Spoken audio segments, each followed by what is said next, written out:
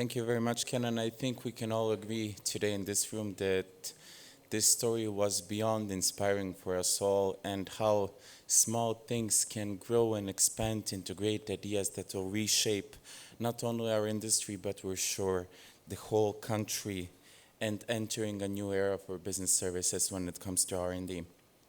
So, for great stories, of course, everyone needs the talent.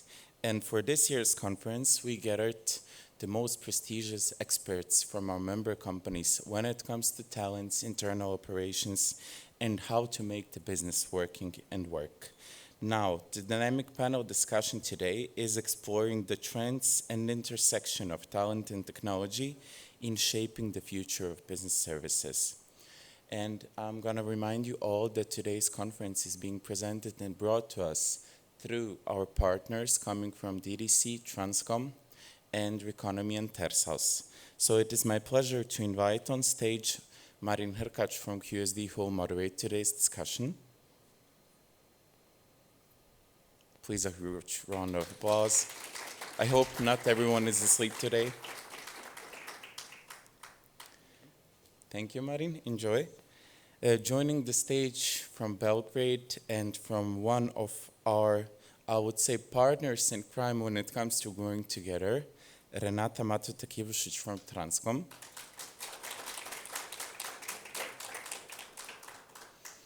Joining Renata on stage is, well, I would say two roles. He's one of the founders of ABSL, but also the CEO and founder of the biggest, and I think still the only recruitment agency specialized for our industry and services, Kadić from Popcorn Recruiters.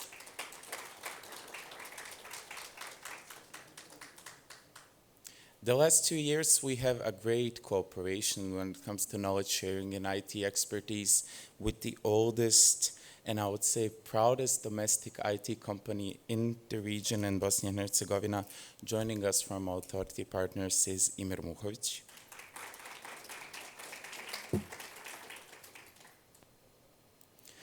Last month, we held our GBS Career Day, and we had the pleasure to see how the biggest BPO employer, so DDC and our great partners, actually interact with young talents, and we got beyond impressed with the great skills, communication, and openness discussing BPO and progress in the industry by Ms. Senada, Aljović, Milić from DDC MLS joining the panel today.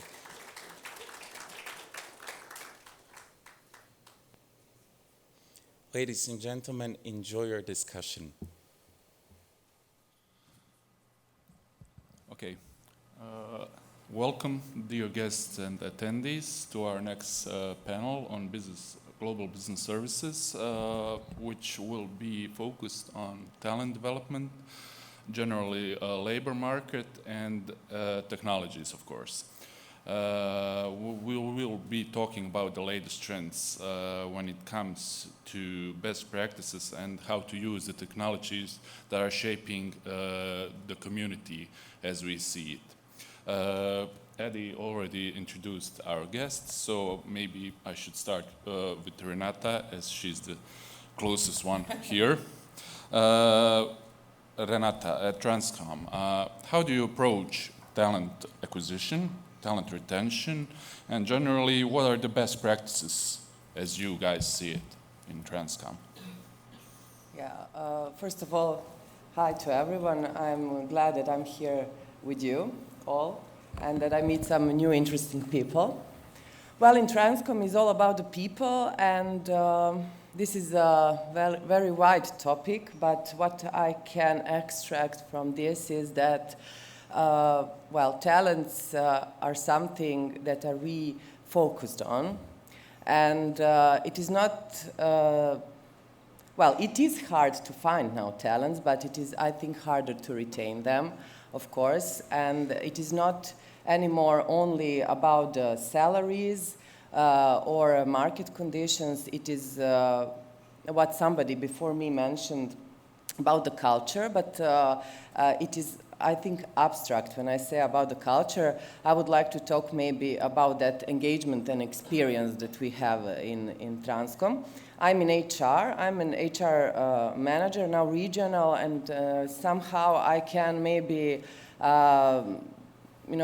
discuss about trends in employee experience in Serbia, Bosnia, and North Macedonia.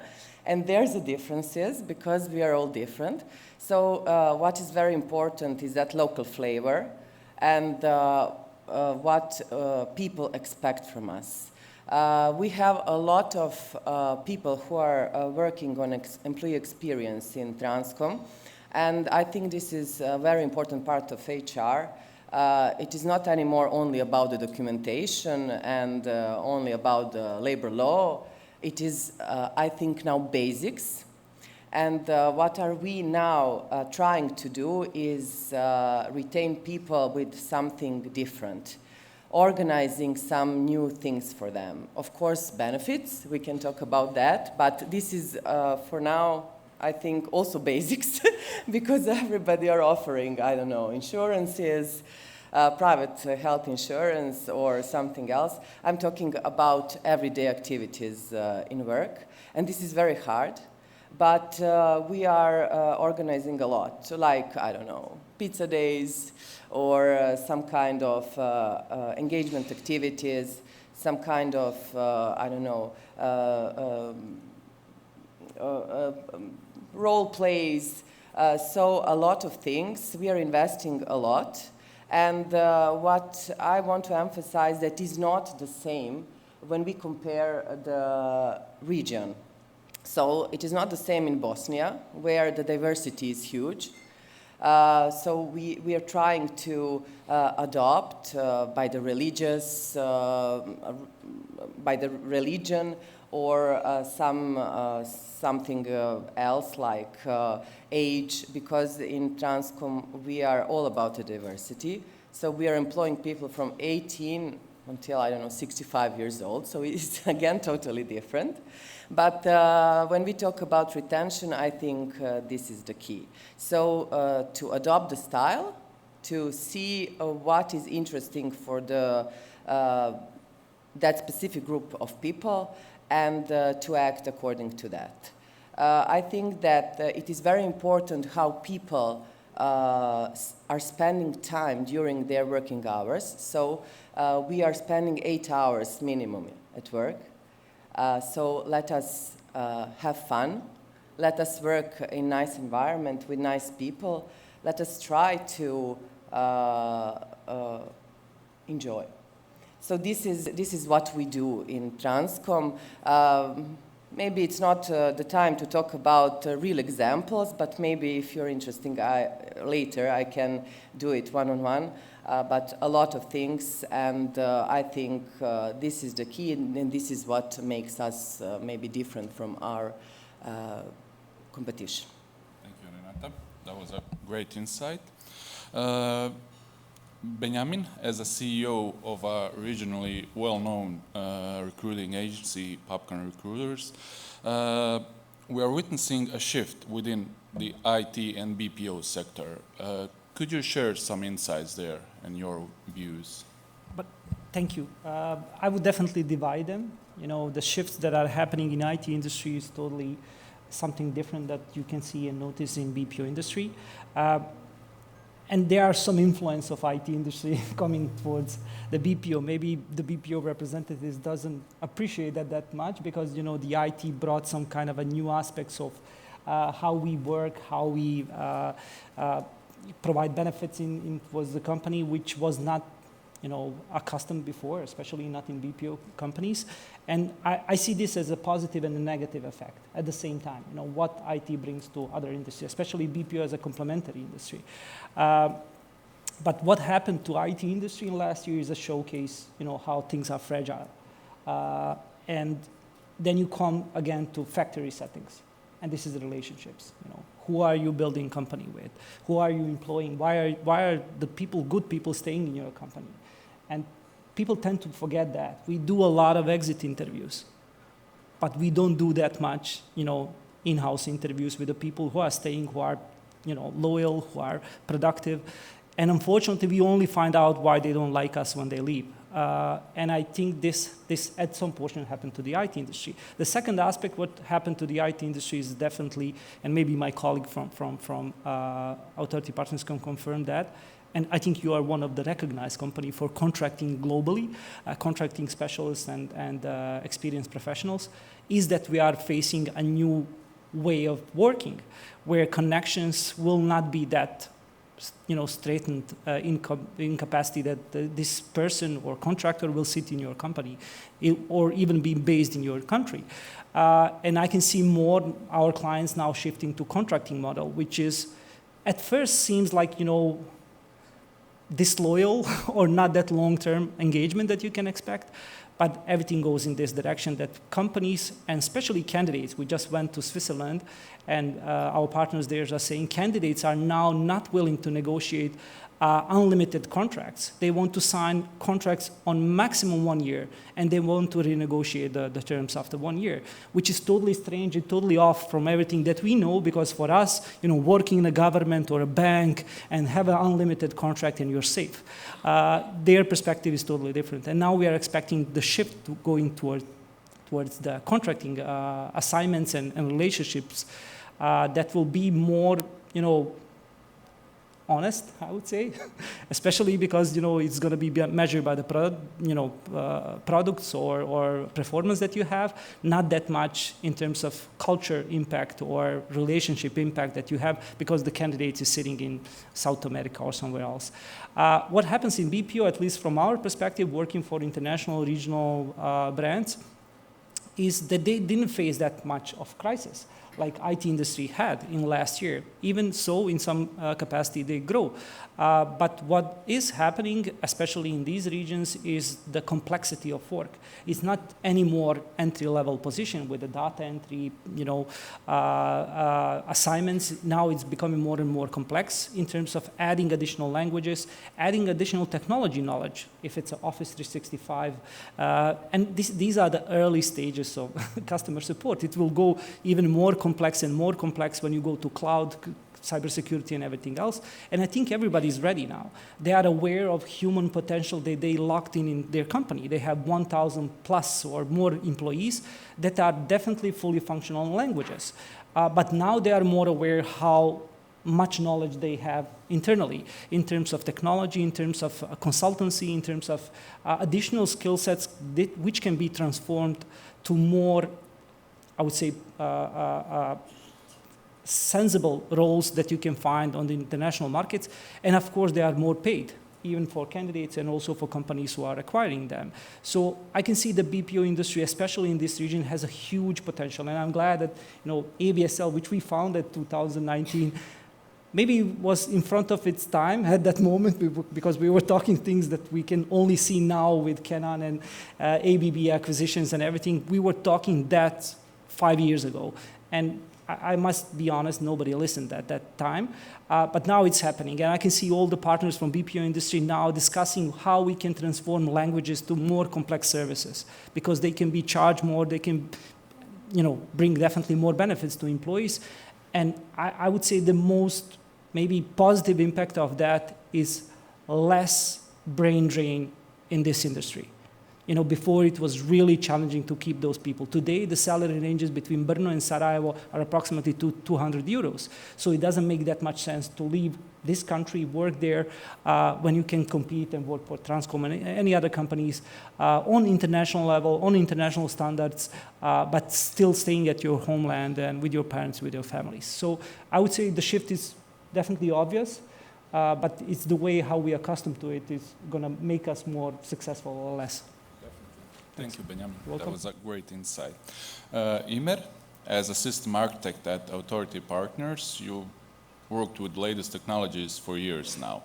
So how do you see artificial intelligence and its current, let's say, state and its effect on talent development, labor market in general, and what are your thoughts on its presentation in global business services? So AI is currently presenting both a risk as well as an opportunity for talents. So just to give an example, right now I'm teaching an internship class, 6, 7 students, and I keep on telling them, you have to be better than the AI. Now, the clever ones among them, they already use AI to finish or to improve the tasks that I give them. For example, I mean, these are final year students. I have never gotten an assignment from them with a typo because they always pass the assignments through ChatGPT or whatever. It fixes everything, it smooths things out. But I also think that it gives them this opportunity to learn from the AI, because I think the role of the engineer is going to be changing in the future exactly due to AI, because whoever's used AI tools knows that they have a very, very large knowledge base. And if you're using some sort of AI agent tool, for example, you need to know all of the things that the AI is using. So you need to have a really wide net of experience to know when the AI is hallucinating, which is, I think, the edge that we currently have over AI, because if I want to see, is something objectively real, I just have to look at it. How do I know you people exist? I can see you. I can touch you. If I throw something at you, you're probably going to run. But an AI can't do that. It can only know the things that that's been fed into its network, the images and the text. So they're prone to hallucinations. So I think in the future, the best talents and the most valuable ones are going to be those who are able to call out the AI tools on their errors, and those who have got enough experience with a wide array of tools to be able to properly curate the work of them. Because right now, as I said, the role of the software engineer is changing. I believe in the future it's going to be more of a job where the engineer is giving instructions to the AI agents and then checking their work, just like a senior software developer would be doing to a team of junior software developers who, due to lack of experience, would probably be making some mistakes. So there's definitely a risk for juniors trying to get into the market, because now they're not just competing with other junior developers, they're also competing with AI-powered junior developers, but there's also this really large opportunity for them to upscale their work. And if they're not interested in just being employees, if they're interested in building a startup or pushing an app out there, they can do it in so incredibly fast by using these AI tools. So I really believe we're going to see a new wave of startups and apps that haven't been made by AI, but where a large part of the boring stuff has been made using AI technologies. That was great. Senada, as an employment engagement manager at DDC and someone who's been a passionate HR professional for years now, what are your thoughts on the current, let's say, trends in talent development? How do they affect talent management, and what are your processes that you conduct within DDC to bring that up with the current market? That's a great question, thank you. Yeah. I've heard what Renata said about, can you hear me well? I don't know really. Yeah.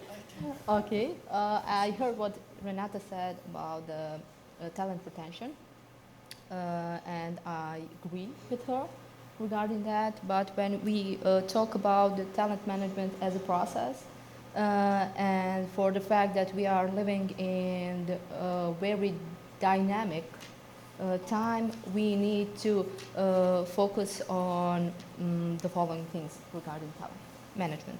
Integrating AI and automation in the recruitment process, not just to simplify it and make it shorter than it is at the moment. Also to emphasize the candidate experience. Experience not just the candidate, also when onboarding the newbies, employee experience is pretty much important for talent management and retaining talent. Also upskilling the employees that we have in the company, as well the right training for the newbies.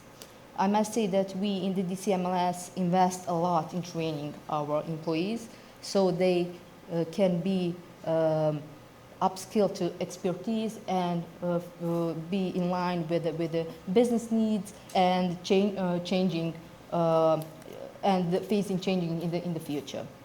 So talent management is changing because of the generation differences, because of the business needs, world trends that are ongoing, and we need to follow them. Maybe you should continue with our second, let's say, question on that topic. What differences do you see locally versus regionally when it comes to talent acquisition? Renata mentioned that there are differences between the regions, Bosnia, Serbia, and Macedonia. We operate in Federation of Bosnia and Republika Srpska, and also in Belgrade.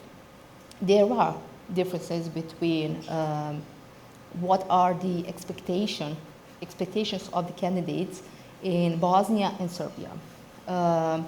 There are differences in law regulations, labor market.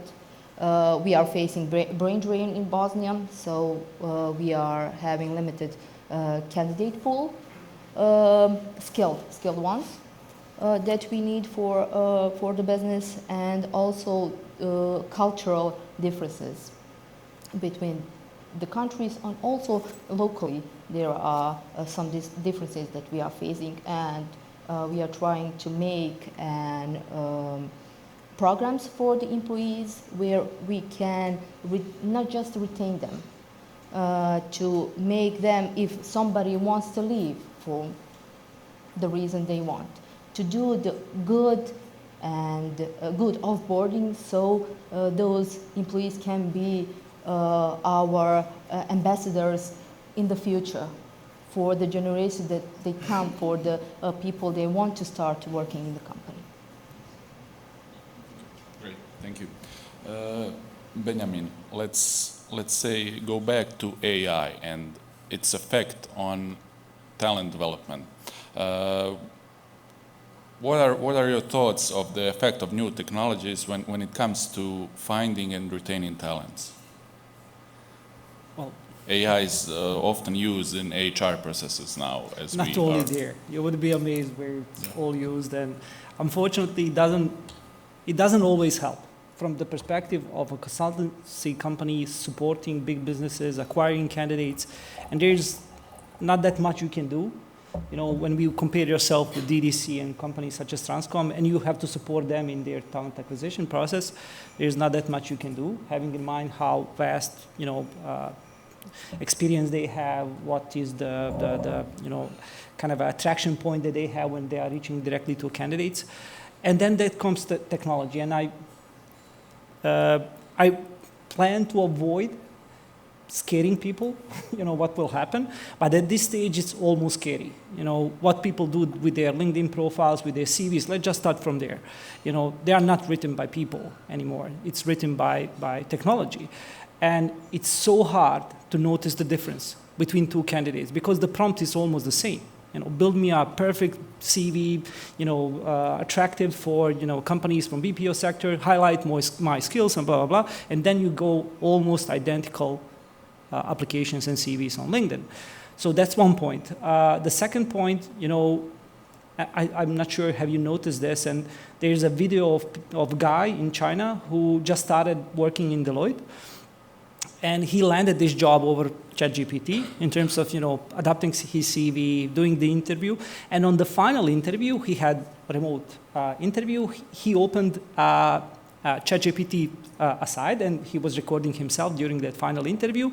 And he was stalling during the questions that they were asking him on the, you know, concrete implementation of, you know, some sort of consultancy processes. And when they ask him a question, immediately ChatGPT creates an answer. And he was talking slowly and, you know, taking time, and everything was generated. He got the job. You know, getting a job as a senior consultant in Deloitte with the help of ChatGPT, he just wanted to showcase how this is available now. And of course, he disclosed this after the interview, and he said, I don't know anything about this. I was just reading from the screen. And they were shocked, how this remote work will function. And I'm just throwing out examples how this can be scary. And then comes databases, and then comes data information, and then comes cybersecurity, and then comes the context of losing this, direct connection, why people are coming in your company, why are they staying there, what is their motivation. It's going to be fueled by AI in some capacity, especially in BPO industry. They are more aware how some of the entry-level technical support is already available in terms of technology, and this is why I think they are transforming to more complexity. While from AI implementing in IT industry, I think it was always there. We were just not aware in which capacity. It was learning, unfortunately, learning too fast about our needs and about our practices. And now it's coming on the verge of jeopardizing the junior internships programs in IT companies. You can see it now almost on all companies in the region. They don't have that much internships like they had before. It's not like AI is immediately taking over those internships, but it's definitely lowering the scale of internships that will be transformed in some capacity with the seniors using more convincing technology which can help them develop internal processes. So I think we are on the verge of this happening. I don't think we need to be scared, as my colleague said. We have to learn how to adapt to this. In recruitment industry, it's even more complex. There are tools, and I always talk about them, and I know they are scary tools in terms of face recognition tools from your retreats and team buildings that help us match your face with your LinkedIn profile and give us, with a crystal as a tool, give us some kind of personality input, how we should talk with you. This is a tool that says, Selma is this type of person, more red than green, and you have to approach her like this and that. So basically you have a preparation before you reach out to Selma, just on basis of her picture from team building.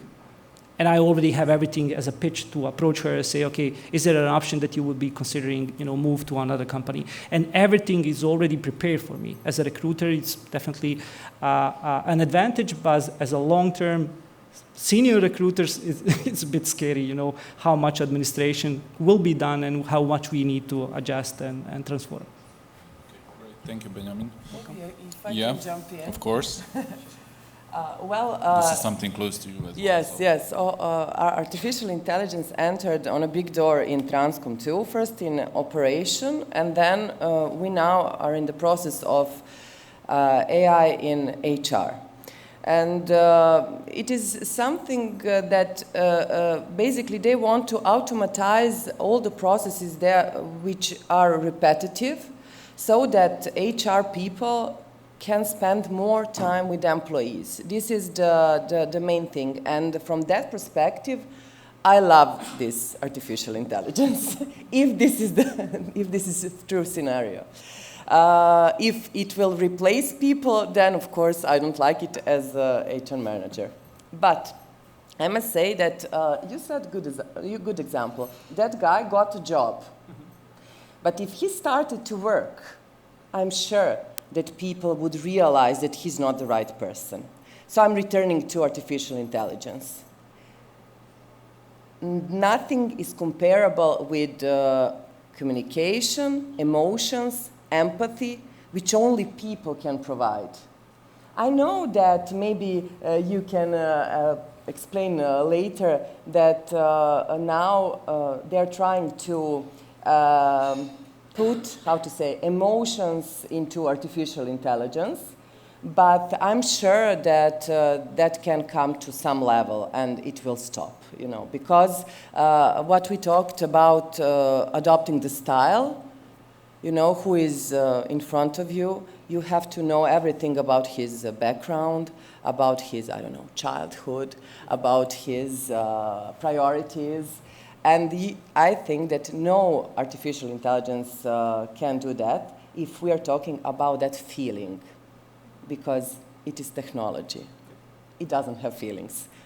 Only people has it. And that's why I'm voting for the human resources, because we see always some other perspective. And I'm not scared at all. I'm not scared at all because I'm happy that we will have more time to spend with people, to provide talent management, what you talked about, to be closer, to maybe spend more time to see performance management. And you talk about exit interviews too. Let's talk about stay-in interviews. Whoever talked about stay-in interviews, you know, somebody is good worker for you, and you say, okay, he's good, and he's working his job. But let's talk to him, you know, his challenges. Does he has something to say to us?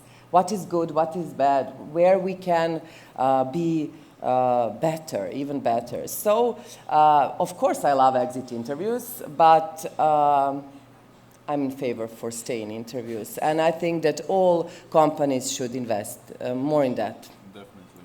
Yeah. And those are maybe the hardest ones. Yeah. Because exit interviews always give you some new information about what people resented during their stay at the company. But stay-in interviews could help you create a strategy. Because only based on exit interviews, it's not going to help you long term. Yeah, because emotions are involved. Yeah, definitely. When somebody is leaving, of course, the emotions are involved. Yeah, definitely. So, okay, thank you, Renata. Imer, your thoughts? Let's move back, let's say, to your expertise, AI, and its effect on job seekers. You mentioned earlier its effect on companies and the market itself, but how should they use AI when talking about job seekers? And so how should you, well, preparing your CV is definitely a good idea. I would agree there, and I know that right now there's a lot of tools that you can actually use that you send it a job posting and it will edit your CV to match more of the keywords that are found in the job posting itself. Another one is to use it for interview prep, since most of the big AIs, the LLMs, are exposed as a chat interface. You can send it a job posting and like, hey, take me like through some like mock interview for this position, which is definitely very useful for people who are just interviewing for some like junior roles where the questions are more or less, I mean, the same for like the lower end positions. Another one is, especially in software engineering, you have to have some work to show somebody, a GitHub profile, things like that, to basically use the AI to empower your work. So, I mean, there will always be people who are cheating. I mean, you don't have to use AI for it. You can literally have another person do the interview if you just say, hey, my camera isn't working, which I have witnessed cases like this. I mean, like, you can't find some of these people on LinkedIn or social media. They have no photos, and like it's 3 different people actually working to get the 4th person a job. So I mean, there's always going to be cheaters, but AI and LLMs, they're really, really good tools to give job seekers new skills, and you can also use them to just spam a bunch of companies with your CV, which is another opportunity, I think. It's very good for the job seekers, not so good for the recruiters, of course. There's always a give and take depending on who is wielding the hammer in this case. Imer, AI agents, what are they? Are they going to replace? So I mean, you've all probably played around with ChatGPT, and you know that's the AI. You ask the question, it says, you know, this is the answer. So what's an agent? It's an AI that can actually do stuff. Not a really good explanation, but for example, what we did when ChatGPT was introduced, we were like, hey, let's actually allow this tool to like do things. And we developed these AI agents that, you know, you give them a link to this like API documentation, and it figures out how to use a tool by itself. For example, if you have some program that you use to book flights or make bookings on booking.com, you just give it the link to its documentation, say, hey, I want to go to a road trip in Sweden, make an itinerary, book places for me, it just asks you for the credit card, and it does that job. Now you can apply agents to just about any use case. Currently, it's very popular to use AI agents for customer support. Like first line of defense is always the AI agent. When you're chatting, it's probably some automated system in the back end that has got access to customer orders and different information. When you're chatting, you're actually chatting with the AI agent. They're trying to help you. If they run into a wall, only then do you actually contact the actual person. So, I mean, these AI agents, they really help a lot to give people the opportunity to actually do work for people, to quote the title of a popular programming book, to automate the boring stuff. And that's, as Renata mentioned, really one of the biggest uses and one of the parts that we really love about using AI agents. But you can use them for more advanced use cases. There's this project where AI agents are given personalities and job roles. For example, I've seen people using them to emulate a startup. You know, you give one person, hey, you're a software engineer, another person, you're a QA, blah, blah, blah. You just give them different job roles. You give them a task, like this project manager agent would like quiz you if it needs more information.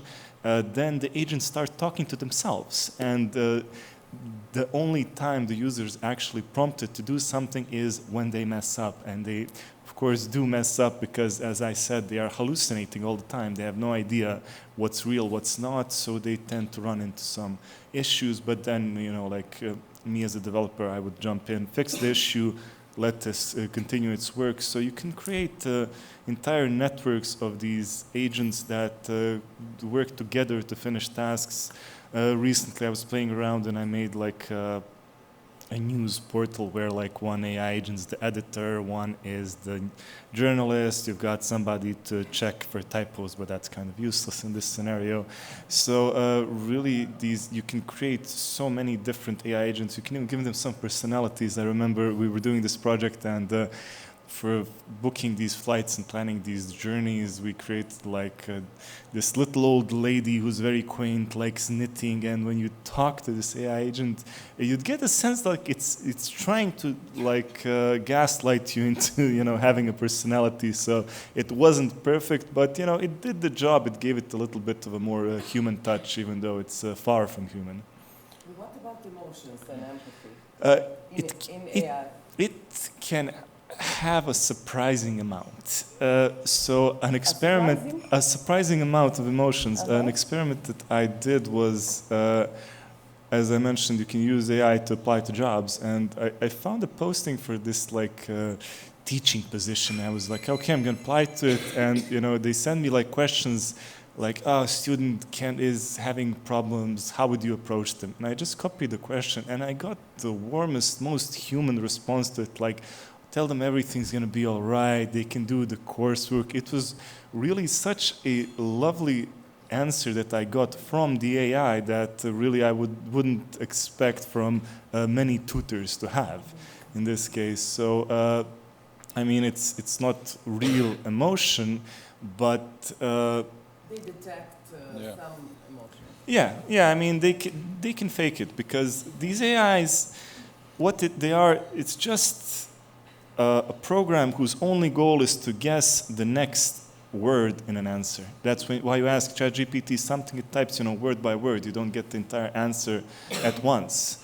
So it's been fed the entire internet, every picture on the internet, every single word on the internet, and that's all it's doing. It's guessing what's supposed to come next. So the internet's full of emotions, so it did pick up some of it.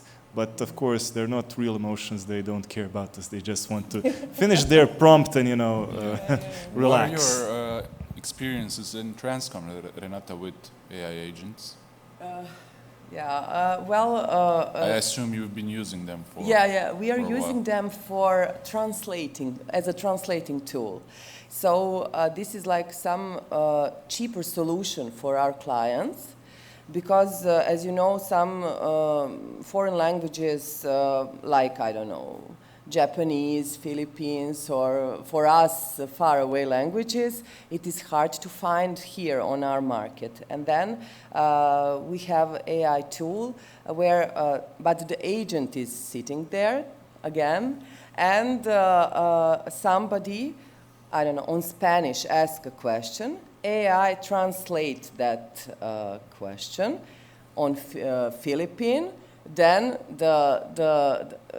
I don't know, the Philippine man sit over there, AI is translating on Spanish, and our customer gets the answer on Spanish. But again, people must control what is, over there, because we tested with the native, I don't know, Spanish speakers, and they say it's like 98% correct, It is not so manly, how to say, Yeah. You can, but for now it is cheaper solution, and we sell it as a new tool for our clients. Yes, so this is something new in Transcom. Yeah, thank you. Senada, what about DDC? What's your Yes, approach there? For example, at the moment, we are using it as the translator, but for the assessment in the recruitment process. But also after consulting the AI tool, there is a part where our team needs to control it, to see if it is a fit to the needs, for the project needs especially. So for the moment, that's the purpose of the AI tool. Okay, I think that was enough about technologies. Let's go back to people. Senada, your insights about employing foreign workers within the BPO sector in Bosnia and Herzegovina versus, let's say, Serbia or Macedonia regionally. Are there differences? What are the, let's say, most important ones there? When we talk about the administrative processes in the country, it gives me a headache. Really. We have two sites in Banja Luka and Serbia. We have two labor laws in the country. Also, administrative processes are different. And the process for work permit for foreign employees are different. There is a difference between Bosnia and Serbia. One example from the process for work permit from foreign employee goes. You have a request form you need to fill out. Under, you have a list of documentation you need to prepare, bunch of it. And beside that, you need to prepare additional 10 documents that are not mentioned on the list. And after all, you need one more paper. That is missing. And the process in Bosnia is taking too long, it's time consuming. I think that in average from 1 to 2 months, it's process for obtaining the work permit for foreign employee. We are facing the challenges of retraining. We are forced to employ foreign candidates because of the skills they have and that they are fit to the requirements of the projects. Regarding just to add there, what values and skills are you looking for with people who maybe do not have formal education? DDC MLS's BPO industry is, and when we are talking about the requirements, one mandatory requirement is foreign language proficiency. The other one is average computer skills. I mentioned before that we invest a lot in training. We provide training to each newbies in the company. So those two requests are mandatory for each candidate because of the limited skilled candidates. We are forced to employ foreign people because they speak foreign language. It's very hard to find somebody who is speaking Dutch, Danish, Portuguese in the country. Especially Dutch. For us, it's very challenging. And the future, it will be German speakers who are very hard to find, bilingual ones. But from the experience and the fact that we are operating also in Serbia, there we have few employees that are from other country, and the work permit is much easier to obtain there. When we compare the two countries, although we are neighbors, the processes are different. They have one process, and they make it simplified so that employee and employer can apply for the work permit. But in Bosnia, the process is time-consuming. It costs also. Of course. So, yeah, thank you, Senada. like I said, it's a headache for employer. Renata, could you give us a comparison between Serbia and Bosnia when it comes to talent acquisition and retention? Let's say something we've touched before, but are there any, let's say, most common obstacles you find different in, let's say, here than in Serbia? Well, definitely, it's labor law, because here is like you are in two different states. We also have Republic of Srpska and Federation. So for us, there are two lawyers operating, two different laws and everything. So yes, it is challenging. This is what I can mention.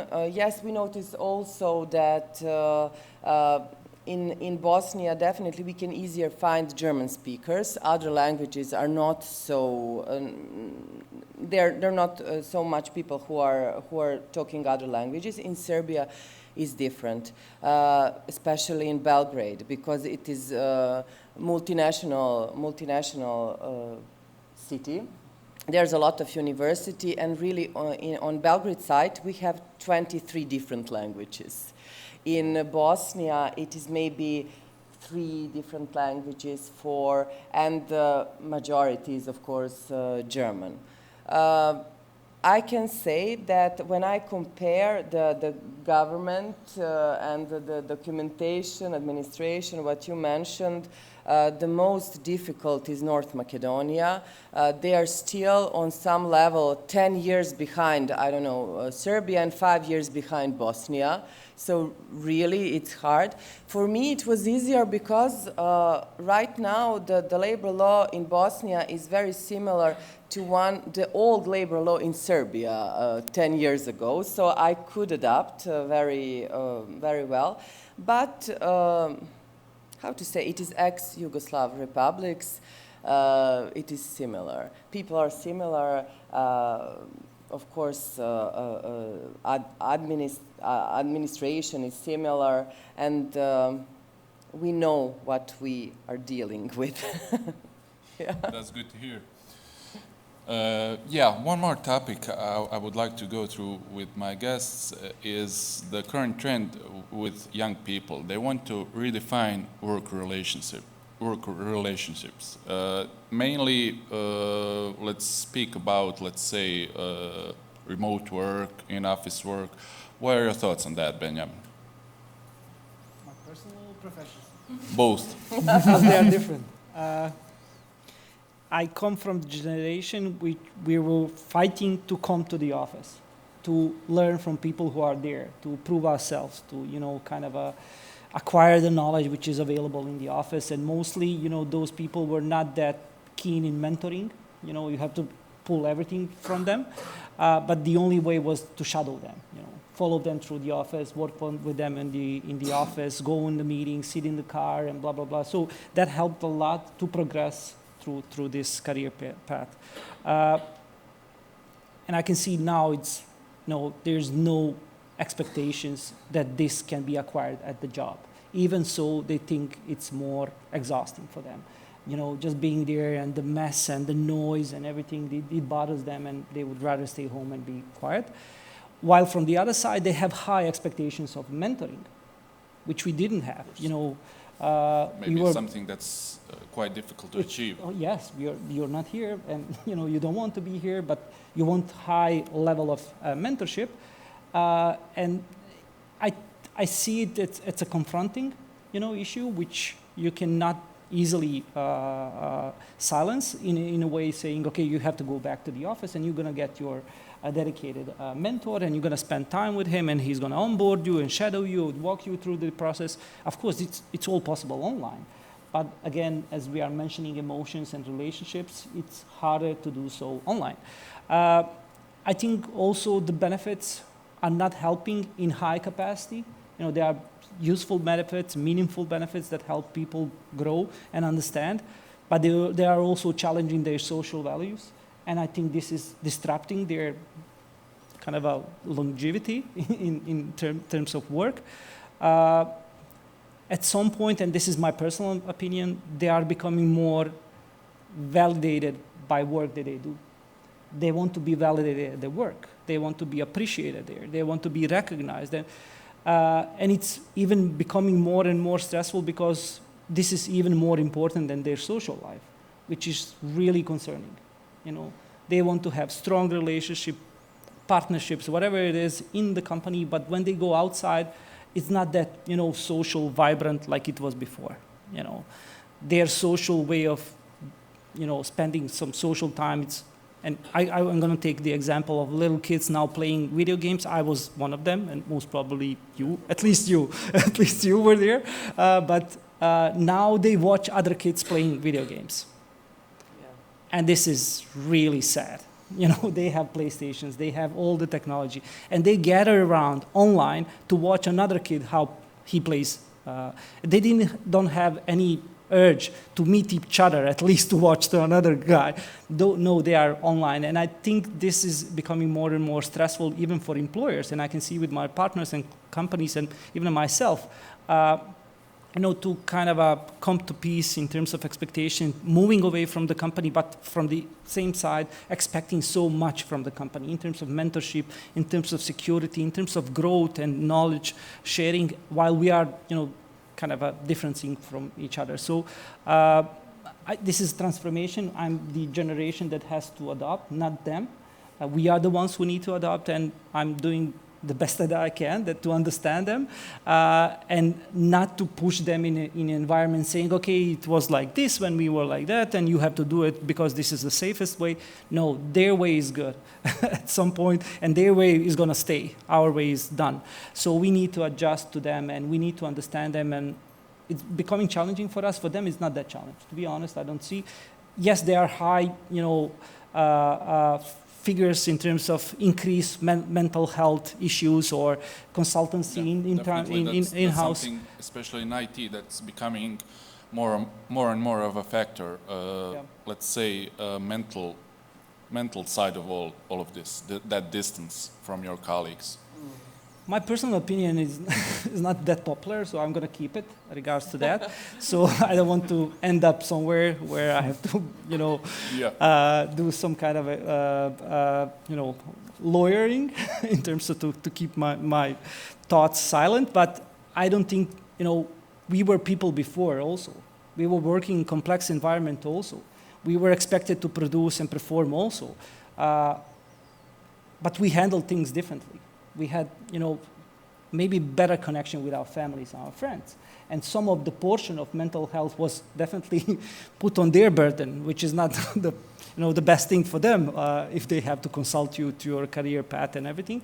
But now, you know, it's much easier to talk with a stranger who might be objective. At some point, he might definitely be objective because of the professional background. But I don't think, you know, it's going to help that much in capacity of people really acknowledging what is their issue, you know, really acknowledging. And this is a safe environment of friends and family who are trying to support you and understand a person who they know from the small age and saying, okay, you know, These are challenges, you're going to pass them, and there are going to be many challenges in life. And there is one more thing, and I'm going to finish up with this. I would say that the resilience on a negative feedback is really low. It's so scary to see them, how they crumble when you give them a negative feedback, which is a learning process. You know, I see it as a learning. You have to hear somebody saying something which is not done right to understand how to do it right. It's almost insulting for them. And, you know, and you cannot move and pass away from it. So you use the Because it's not negative, it's corrective. From some perspective, yes. If you're sitting on the other side of the table, it's corrective. Depends on the perspective. Yeah. Yes, but then you have to, you have to try to find a way which will not be insulting. So you use the sandwich models, positive, negative, positive, to control the narrative, not to discourage them. But it's becoming more and more challenging because there are so many feelings involved. The only thing that I don't agree with you, there are some feelings I would like to exchange with the AI. not all feelings are good. Not all emotions are good. But can I jump in, please, on this topic? Yeah. Go ahead. First of all, your question was on the beginning about work environment. We work from home or from office or hybrid work. I believe in freedom. I believe that micromanagement is not the key anymore. So you have to believe your employees that they are working their best, and of course the result will show. And I think this is the key with young people today. Assess them, find the best talent, and then with the right instructions give them freedom. Nobody likes anymore director who will stand, in front of your head and look every mistake you did. So I think this is the key.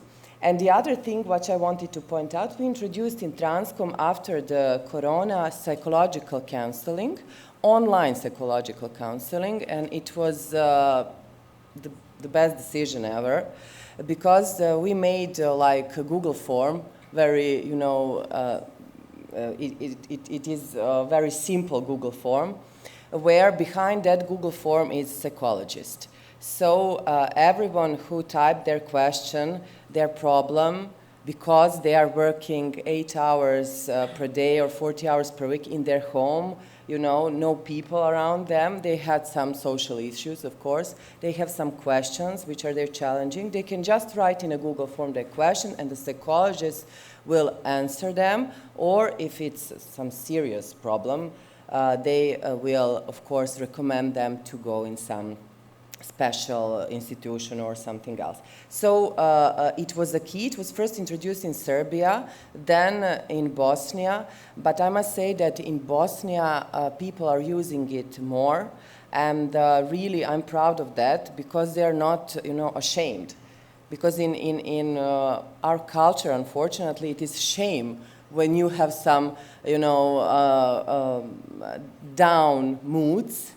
And when I talked to psychologists, he said when people had, toothache, they go to, dentist. And when they feel low a few days, they don't do anything. They just say, okay, something is wrong with me. And they don't recognize, depression. If you go to a psychologist just to talk to him, one session about something, you will, of course, solve your problem. Yeah. So I think this is a recommendation for all of you here to introduce psychological counseling into your companies. Okay. Yeah. Yeah. Thank you, dear panelists. I think there are topics we could talk about for hours. Because, but I think we've used up our time. I would just like to give an opportunity to our. Yeah, okay, go ahead, sorry. To ask some questions, of course. Sorry, everybody, for keeping this going a little longer, but it was really a great panel. I have loads of questions on many different topics, but because we don't have time, I put it down to one or two. So you spoke about a lot of interesting things when it comes to recruiting, using AI particularly for, let's say, job applications, from CVs to motivational letters, etc., etc., and then to the actual recruiting process of interviews. So recently, within a year, I went through job hunting per se process, and so I wanted to apply for very many jobs. And one of the most important things for me was like ChatGPT was a lifesaver because there's all these tedious tasks to need to do. Not necessarily to, I don't know, edit your CV for every single thing, but for example, motivational letters. I mean, I don't know who likes to write those. I personally really hate to do that, so it does a way better job. So I know that there's a moment there when we say, okay, so this is now not as personalized, and maybe I sound the same as many other candidates. But like the flip side of that, up until like 2 years ago, for all major companies, when we actually apply for work, every single like instructional portal told you you need to hit the keywords, because on the other side there's not a human, there's an algorithm that actually like scans through all of this. And if you do not hit those buttons of the algorithm, you won't even get to the stage to have an interview. So I guess like my question is now, is this a time when the algorithm meets ChatGPT and nothing else matters anymore? And another question is, when you get to the actual interview part, and again, like recently I've done quite a bit, some online and some in person. And after a while, I realized that in some cases, a lot of employers are a bit deceitful about like what they're actually offering and what the job actually is. On the other hand, I thought about myself as a candidate. I'm also a bit deceitful, for example, about my not qualifications, but maybe like you're also taught to sell yourself. You need to say a bit more, make it grandiose a bit, whatever you've done in the past. So it's sort of a little bit like a deception game on both sides. So I just wonder, like, could AI help us here and maybe read through all of this? Recently, I just came across an interesting tool, like Hrkać, I think, something like this. It's for meetings, anyways. Like right after the meeting, it gives you a whole list of things like who said what for how many minutes, and also it gives you this, who had an aggressive tone or who had like a passive tone or something like this. Could maybe a tool like this help both the company trying to hire somebody and somebody trying to find the right job, help with all of this like sales of the interview process on both sides? You have panelists for the next year. Definitely. Who would like to maybe give some thoughts on this question? Maybe Benjamin? I think everything goes in my direction, having in mind that it's recruitment. I think those are great points. And I think this is definitely describing what we are trying to understand, which is happening, and we need to adjust and adapt to it. It's easing in administration capacity, especially as a job seeker, as a company doing so. I would not recommend it in testing phase, because it's required for you to do a test. But you can see more often, and we are also doing so, saying, okay, this is a test for this role. Let's say it's a marketing role. Please use ChatGPT for this to see their prompt engineering process. Because now, and prompt engineers are the next thing that most probably be required on the market. So I see this as a huge benefit in a capacity that everyone has more time to diversify in terms of locations, the companies, industries, because before it was so complex to adjust your CV to your job spec and to motivation letter to this company and values that they have. Of course, this comes with a challenge, and this is, selecting the people who are really genuine, and the genuine thing is something that still people only can do. At some point is going to be transferred also. So I'm one of those who is preparing to be replaced, not in capacity, doing my job, but to kind of a complement to everything that we can jointly do together. These aspects of delusions or hallucinations that AI has, of course, there's more dominant in people. I would say even more dominant than AI has, especially in selling capacity, showcasing, what are your potentials.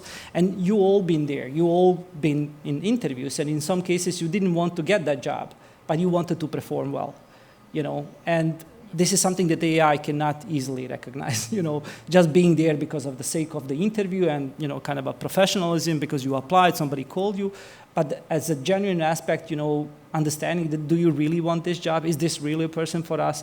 This is still a human thing, and it's not going to be easily replaced, And of course, there are mistakes that's going to happen from human side, from technology side. We cannot, trust that even this scary moment when Renata mentioned that 98%, isn't it? 98% of language translation is. So if I'm a customer support specialist on some language, I would be scared. I would be scared. At this point, 98% is not something that even person can do. I don't know if it's 98. That's I a just great no, but it's very big, percentage. I know. So this is time to ask ourselves how we complement and how we use technology to be more secure and kind of supported by Judging by people's faces, I think now we really Yeah, used no, up we all need of to stop. our We need to time. So I would like to thank our already panelists there. and attendees, and that's all, folks. Thanks. Thank you. Thank you. Thank you very much. So as Marin said, our clock is ticking, and I know how that feels like on conferences. We are having a 20 minutes coffee break right now.